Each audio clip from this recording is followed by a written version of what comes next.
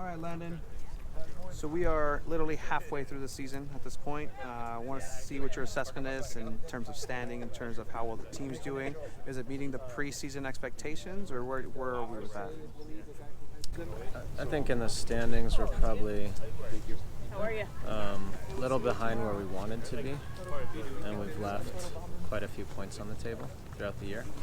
As far as how we're progressing performance-wise, I'm very happy with where we are. So now we have to, which we started doing, clean up small details, and that's what will translate into points. So at this point, I'm content with where we are.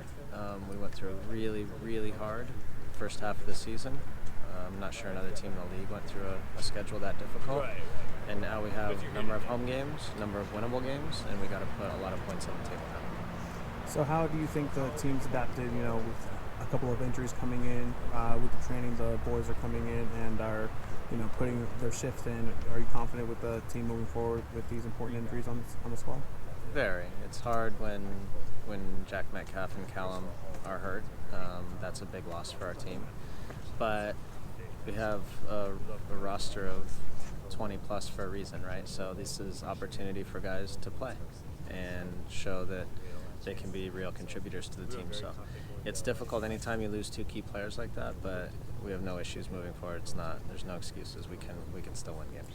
So what's the national conversation when it comes to Loyal? Obviously, we have Amy Wambach here at Torero with ESPN and whatnot, but what are those conversations that you have with your contemporaries as far as Loyal? What are the questions that they ask?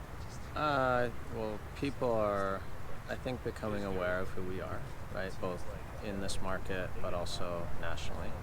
I think when people turn on the games and actually watch the way we play, I think it's much better than what people would have expected.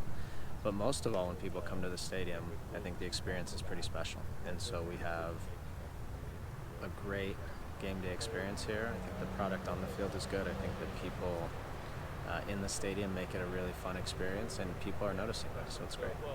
So how does Landon Donovan, now removed from the U.S. men's national team, celebrate such a victory as they had this last week?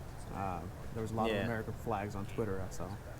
Yeah, well, we were traveling home from the Galaxy game, so it was really special for everybody on the bus to just witness it in their seat, but then collectively together. So it was a great moment. I think a really impressive and important win for a group of guys who are not always with the national team, but now have the confidence to come in and be able to perform when they need to. So anytime you can strengthen the depth of the roster so that if there are injuries, yellow cards, etc., and guys can come right in and play, that's a huge plus for the national team. So I was very proud, but also very encouraged that a lot of these guys can contribute when qualifiers come and hopefully the World Cup.